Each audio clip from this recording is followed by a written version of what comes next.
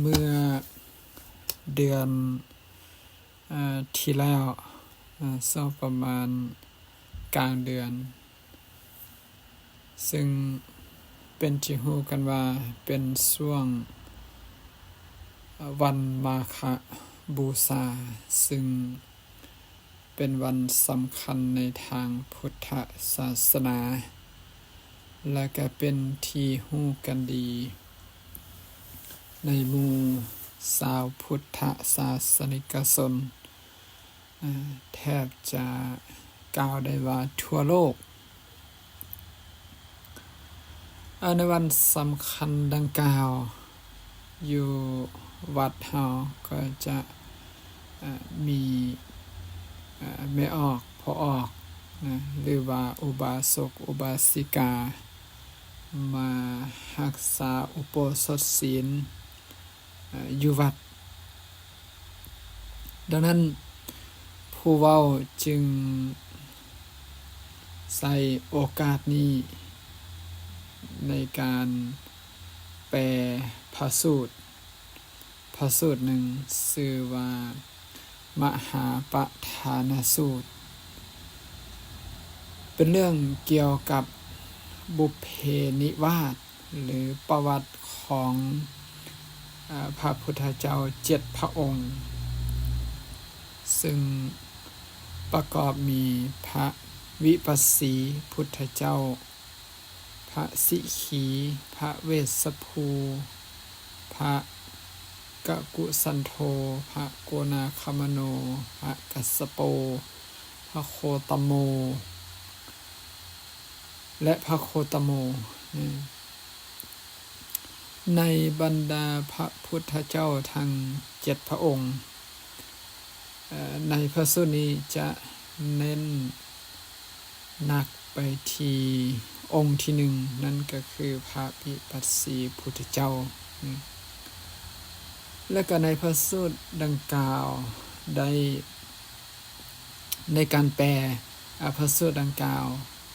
ผู้แปลรู้สึกว่าได้ความคิดไอเดียและก็ได้รู้ในสิ่งที่ตนเองบ่เคยได้รู้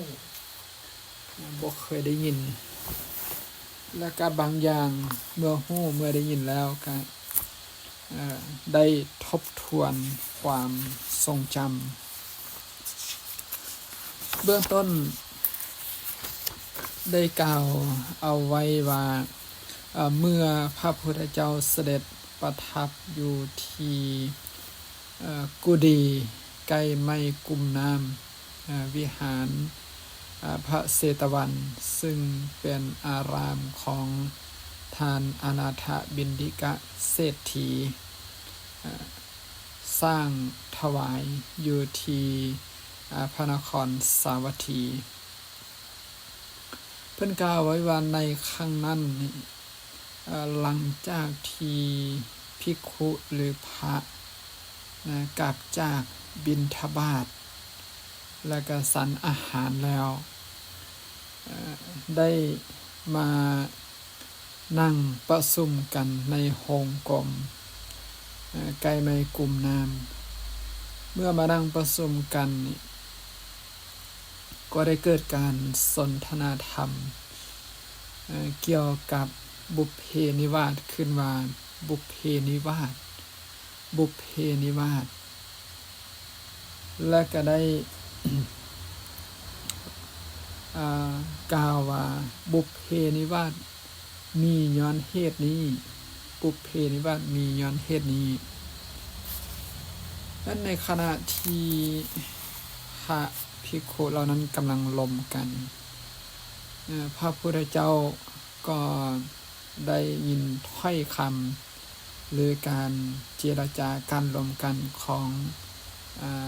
ภิกขุเหล่านั้นหลังจากนั้นพระเจ้าจึงเสด็จมาหาพอมาฮอดก็ได้ไปนั่งยังโฮงกลมไปนั่งถึง อาสนะเข้าไปยังโฮงกลมแกไม่กลุ่มน้ำประทับนั่งถึงอาสนะปูลาดไว้พระผู้มีพระภาคเมื่อประทับลงแล้วได้ตรัสถามภิกขุเหล่านั้นว่าดูก่อนภิกขุทั้งหลาย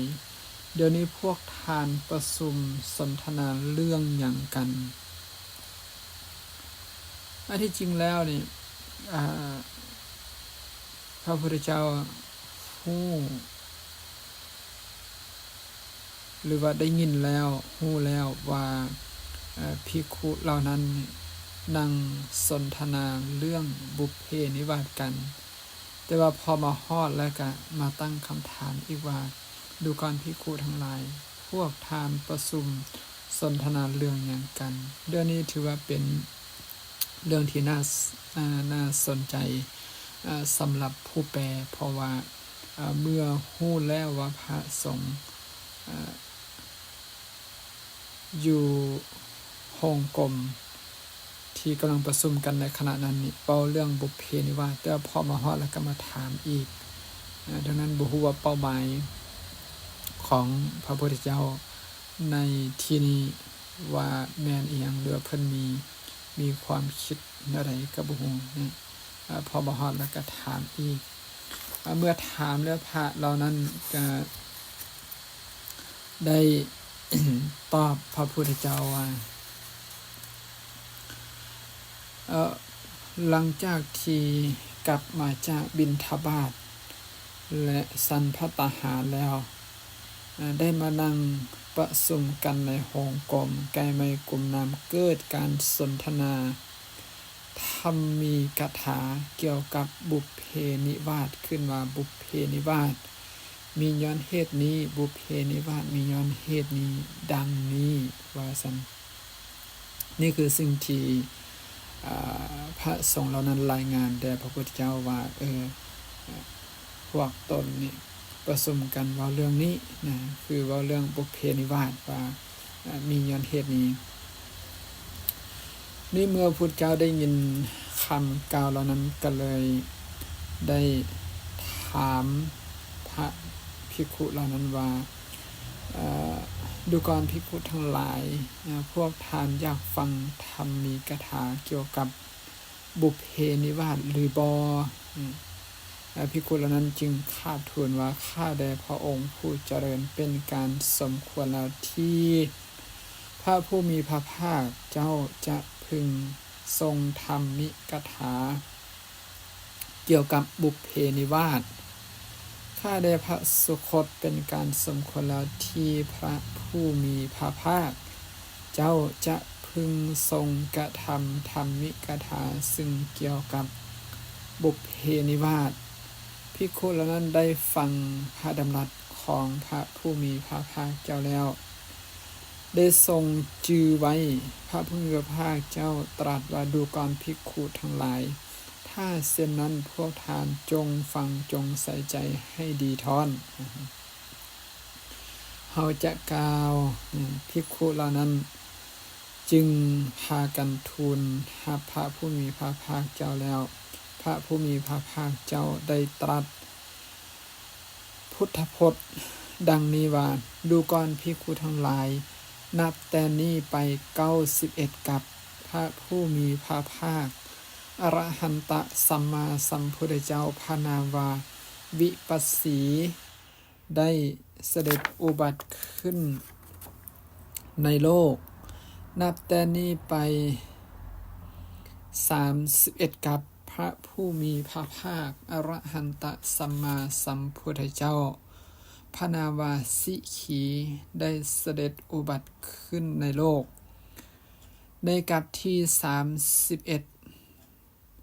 มีพระผู้มีพระภาคอรหันตสัมมาสัมพุทธเจ้าพระนามว่าเวสสภูได้เสด็จอุบัติขึ้นในโลกดูก่อนภิกขุทั้งหลายในภัททกัปนี้แลพระผู้มีพระภาคอรหันตสัมมาสัมพุทธเจ้าพระนามว่ากกุสันทะได้เสด็จอุบัติขึ้นในโลก ในพระกัปนี้แลพระผู้มีพระภาคอรหันตสัมมาสัมพุทธเจ้า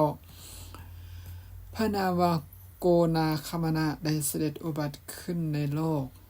ในพระกัปนี้แลพระผู้มีพระภาคอรหันตสัมมาสัมพุทธเจ้าพระนามว่ากัสสปะได้เสด็จอุบัติขึ้นในโลกและในพระกัปนี้แลเฮา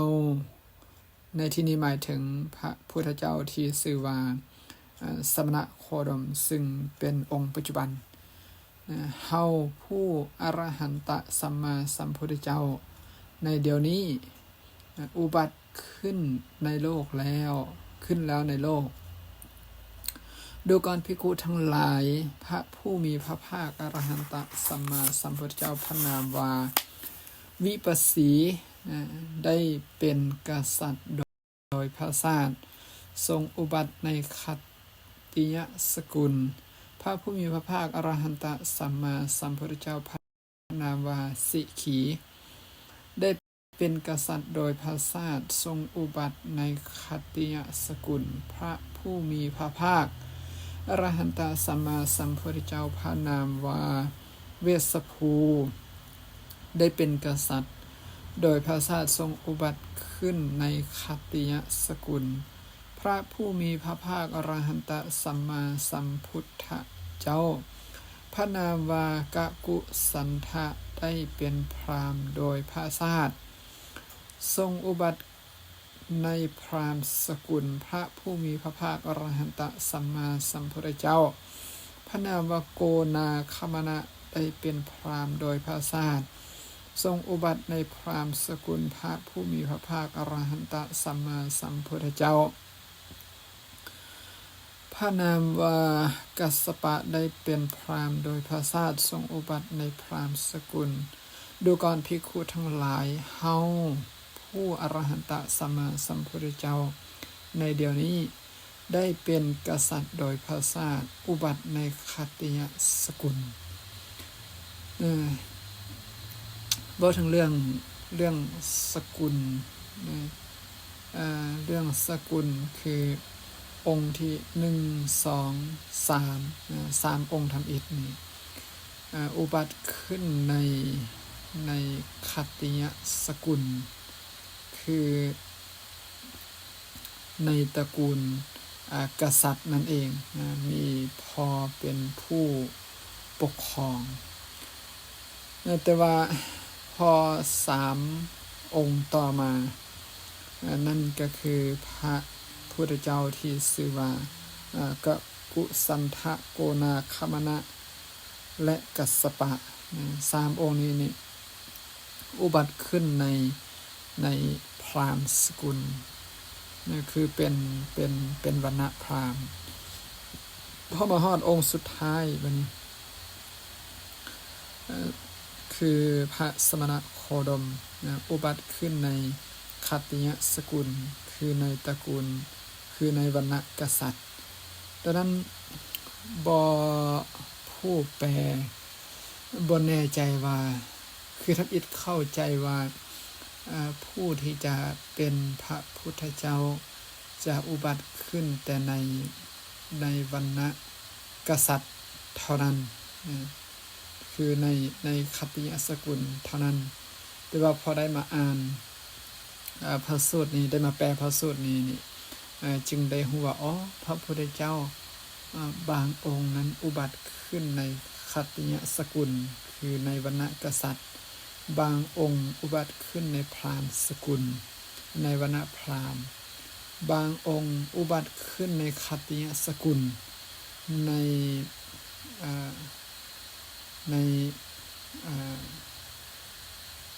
ตระกูลกษัตริย์เป็นเรื่องที่น่าแปลกบ่ฮู้ว่า3 องค์ต่อมานี่บ่ฮู้ว่าเป็นจังไดจึงได้ไปอุบัติในพราหมณ์สกุลเพราะว่าคือถ้าจะอุบัติขึ้นในพราหมณ์สกุลทั้งเบิดก็บ่แม่นทั้งเบิดจะอุบัติขึ้นในคัตติยสกุลทั้งเบิดก็บ่แม่นมันมีแล้วแต่บางองค์ต่อมาผู้เจ้าเพิ่น ทรงพระพุทธองค์ทรงเว้าต่อว่าดูก่อนภิกขุทั้งหลายพระผู้มีพระภาคอรหันตสัมมาสัมพุทธเจ้าพระนามว่าวิปัสสีเป็นโกณทัญญะโดยพระโคดพระผู้มีพระภาคอรหันตสัมมาสัมพุทธเจ้าพระนามว่าสิขีเป็นโกณทัญญะโดยพระโคดพระผู้มีพระภาคอรหันตสัมมาสัมพุทธเจ้าพระนามว่าเวสสภูเป็นโกณทัญญะโดยพระโคด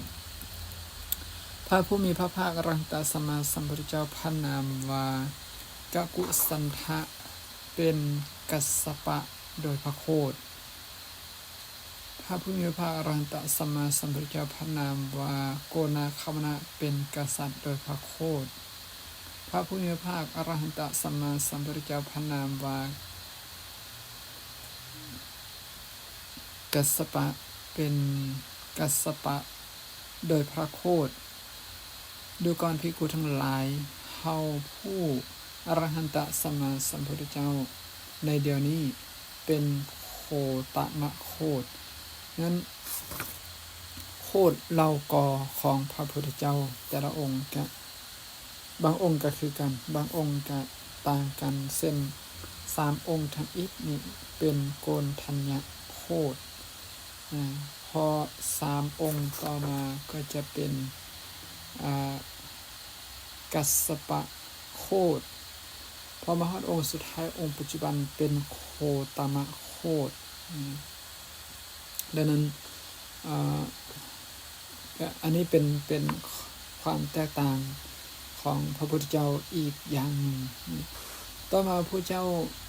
ได้ทรงกล่าวต่อไปว่าดูก่อนภิกขุทั้งหลาย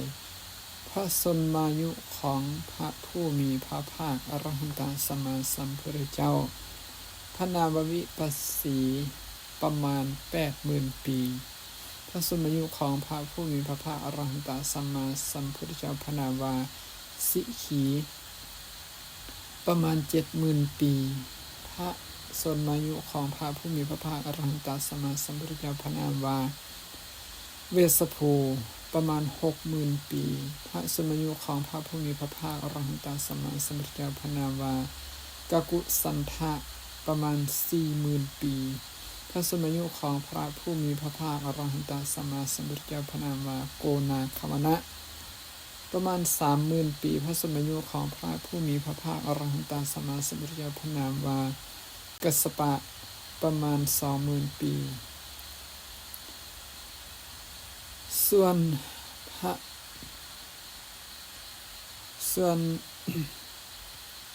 ชนมายุของเฮาคือ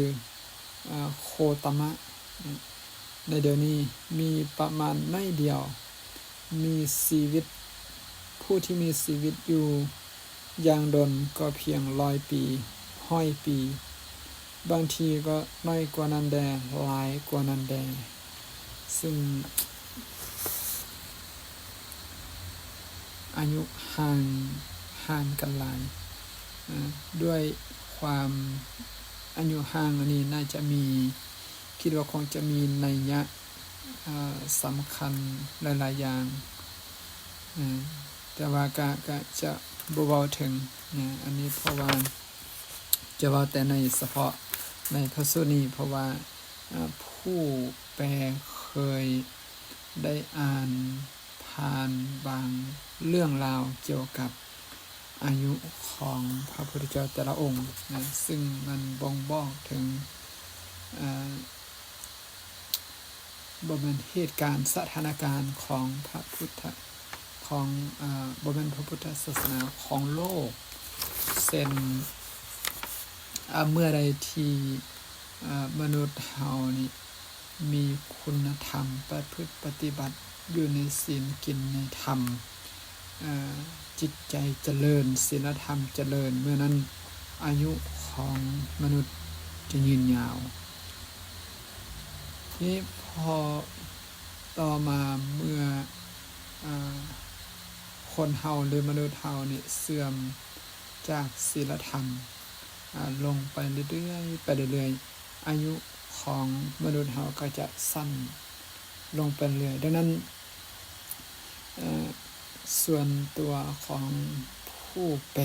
นะคิดว่ามันคงจะบ่งบอกว่ามนุษย์เฮาในยุคปัจจุบันนี้มี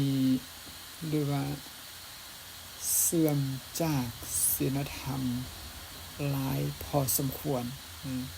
เพราะอายุมันบ่งบอกเนาะต่อไปผู้เจ้าได้ทรงกล่าวต่อไปว่าเกี่ยวกับเรื่องการตัดสหูนะต้นไม้ที่ตัดสหูของแต่ละองค์เช่นพระพุทธเจ้าพระผู้มีพระภาคอรหันตสัมมาสัมพุทธเจ้าพระนามว่าวิปัสสีตัดสหูที่ควงไม้แค่ฝอยพระพุทธเจ้าพระนามว่าสิขีตัดสหูที่ควงไม้กุมบกหรือมักม่วงป่าขึ้นมาพระพุทธเจ้าพระนามว่าเวสสภูตัสสหูที่ควงไม้สาระพระพุทธเจ้าพระนามว่ากะกุสันทะตัสสหูที่ควงไม้สึกอรหันตสัมมาสัมพุทธเจ้าพระนามว่าโกนาคามนะตัสสหูที่ควงไม้มักเดือพระผู้มีพระภาคอรหันตสัมมาสัมพุทธเจ้าพระนามว่ากัสสปะตัสสหูที่ควงไม้ใสส่วนเฮาโคตมะผู้เป็นอรหันตสัมมาสัมพุทธเจ้า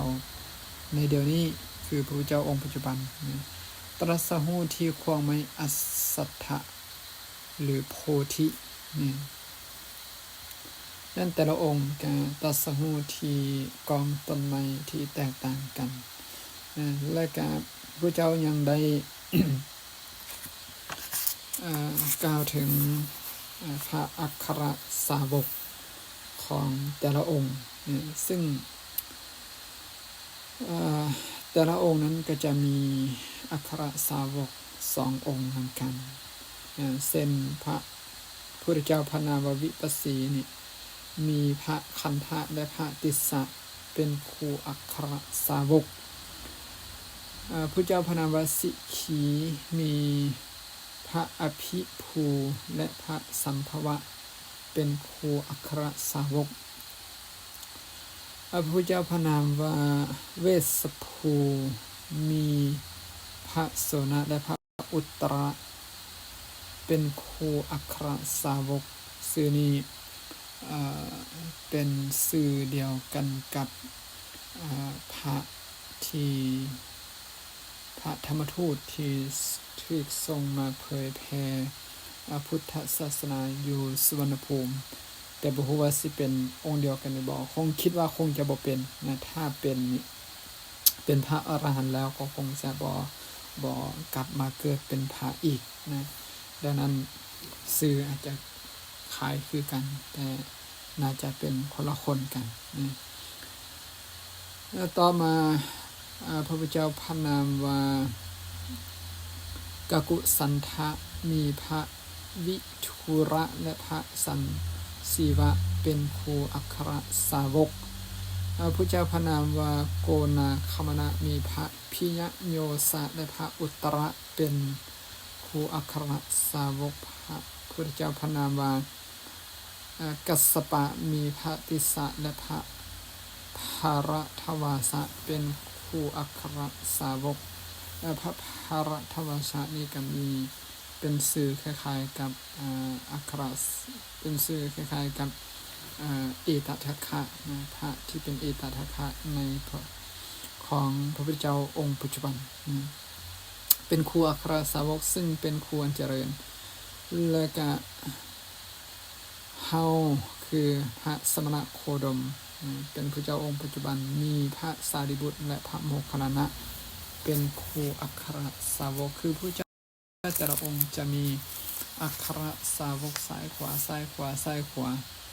บัดทุกองค์เลยคือภายในทั้งเท่าที่มีปรากฏในพระสูตรนี้คือของพระพุทธเจ้า7 พระองค์นะทีนี้ดูก่อนภิกษุทั้งหลายบัดนี้เพิ่นมาเว้าเรื่องการประชุมกันแห่งพระสาวกของพระพุทธเจ้าแต่ละองค์ซึ่งก็แตกต่างกันเส้นเดียวกันเส้นพระเจ้าพระนามวิปัสสีนี่ได้ มีประชุม3ครั้งคือพระสาวกมาเพื่อมีการประชุมกัน3ครั้งครั้งที่1มีพระสาวกประชุม6,800,000 ตนครั้งที่2มีพระสาวกมาประชุมกัน 100,000 ตนครั้งที่3 80,000 ตนและภิกขุเหล่านั้นล้วนแต่เป็นพระขีณาสพเพราะว่าขีณาสพนี่เป็นชื่อหนึ่งของพระอรหันต์หรือว่าเป็นซิโนนิมก็คือพระอรหันต์นั่นเองนี่พอมาองค์ที่2พระเจ้าพระนามวิสิขีก็ประชุมกัน3ครั้งเสมอกันครั้งทับอิฐมี 100,000 ตนครั้งที่2 80,000 ตนครั้งที่3 70,000 ตนองค์ที่3ก็ประชุมกัน3ครั้งครั้งหนึ่งมี 80,000 ตนครั้ง2 70,000 ตนครั้ง3 60,000 ตนคือลุดลงมาพอมาฮอดองค์ที่4มีประชุมครั้งเดียวคือ 40,000 ตนองค์ที่5ก็มีประชุมอยู่ครั้งเดียว 30,000 ตนองค์ที่6ก็ประชุมอยู่ครั้งเดียวมี 20,000 ตนองค์ที่7คือองค์ปัจจุบันมีประชุมครั้งเดียวและมีจำนวน 1,250 ตนถ้าเทียบเป็นจำนวนถือว่ากับองค์อื่นนี่ถือว่าน้อยเพราะว่าองค์ทำอิฐนี่เป็นล้าน